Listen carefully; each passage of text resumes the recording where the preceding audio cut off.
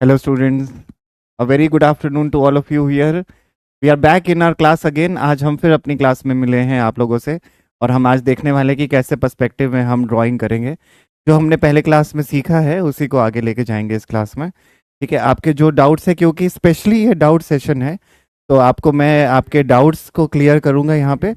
और डाउट्स के साथ मैं ये भी देखने वाला हूँ कि हम कैसे पर्सपेक्टिव को जो सीखा है पहले हमने 1 पॉइंट में, उसको हम आगे कैसे ले जा सकते हैं। जैसे पिछली बार का क्वेश्चन मुझे याद है, एरियल व्यू में 2 पॉइंट में आपको नहीं समझ में आया था, तो जो 2 पॉइंट में पहले नहीं समझ में आया था क्वेश्चन कि आपको एरियल व्यू बनाना है, वो मैं आज आपको दिखाऊंगा करके कि किस तरह से कर सकते हैं, उसको और सिंप्लीफाई कर सकते हैं, कैसे 2 पॉइंट पर्सपेक्टिव किया जाता है उसका भी बेसिक बता दूंगा।